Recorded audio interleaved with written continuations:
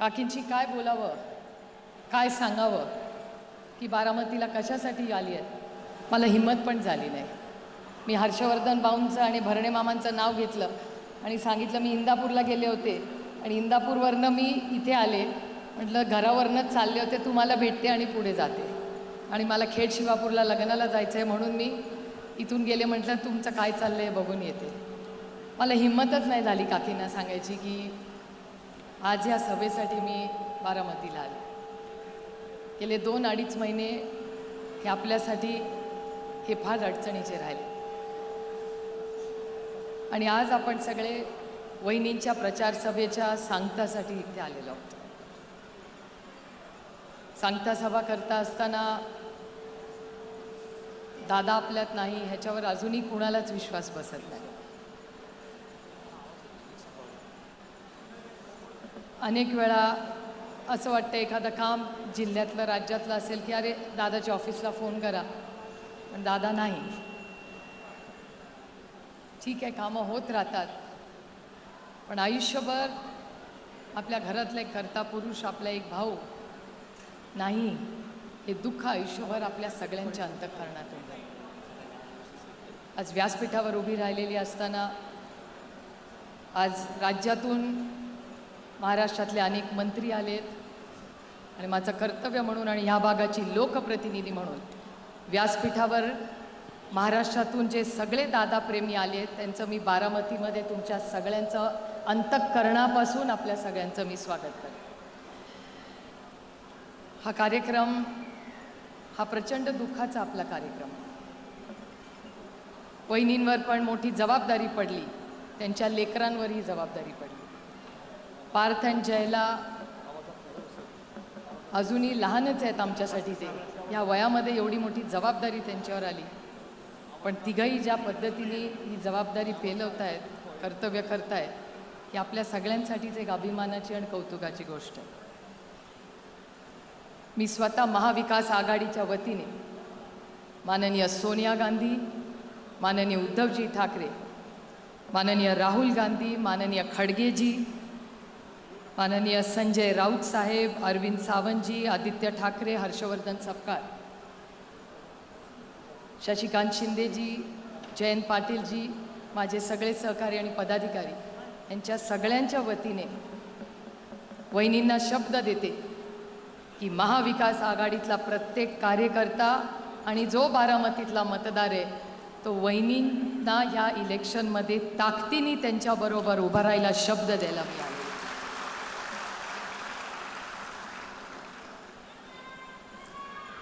गेले 6 दशकं बारामतीकरांचं आणि पवार कुटुंबाचं एक वेगळं नातं आहे. मला अभिमान वाटतो तुम्हाला सांगताना की मागच्याच आठवड्यात तामिळनाडूच्या इलेक्शनमध्ये काही चर्चा चालू होत्या दिल्लीमध्ये आणि बारामतीचा आवर्जून उल्लेख झाला. याचं कारण असं की तुमच्या बारामतीकरांच्या विश्वासाने आणि प्रेमाने बारामतीत एक मोठा रेकॉर्ड लवकर होणार आहे. ज्या आदरणीय पवार साहेबांना 6 दशकं ह्याच बारामतीकरांनी साथ दिली, ह्या देशामध्ये सगळ्यात जास्त वेळा निवडून यायचा मान हा कुणाला मिळणार आहे तर तो बारामतीकरांना मिळणार. 60 वर्ष ही परंपरा तुमच्या आशीर्वादाने सुरू झाली. आदरणीय पवार साहेब 6 दशकं इथे कार्यरत ते. त्यानंतर दादांवर मोठी जबाबदारी आली आणि पूर्ण निष्ठेने दादांनी गेले 35 वर्ष या भागाची सेवा केली आणि बारामतीची वेगळी ओळख महाराष्ट्राच्या राजकारणात स्थापन केली.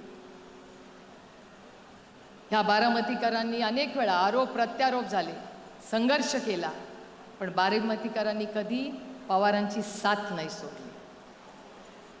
आणि ह्याच बारामतीकरांसमोर नतमस्तक होऊन महाविकास आघाडी, राष्ट्रवादी काँग्रेस पक्ष, शरदचंद्र पवार, राष्ट्रीय काँग्रेस पार्टी आणि शिवसेना यांच्या वतीने मी सगळ्यांना मनापासून शब्द आणि शुभेच्छा द्यायला आले की या संपूर्ण इलेक्शनमध्ये माझी तर इच्छा होती हे बिनविरोध व्हावं, इलेक्शनच होऊ नये.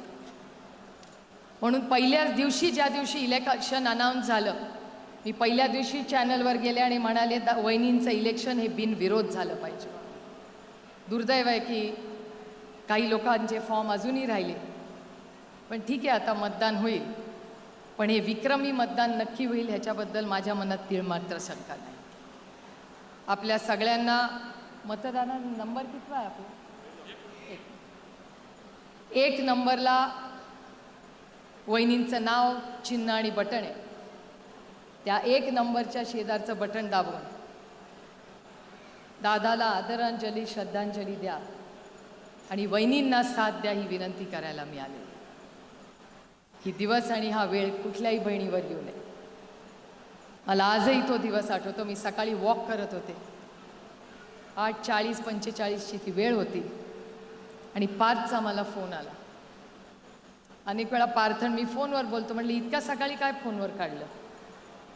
मला म्हणला डॅडीचं प्लेन पडलंय. म्हणलं काय पण बोलू नकोस. मला म्हणले आत्या जरा ऐका माझं, डॅडीचं प्लेन पडलंय. म्हटलं डॅडी कशावरनं त्या प्लेनमध्ये आहे? काहीतरी बोलू नको, चेक कर नीट.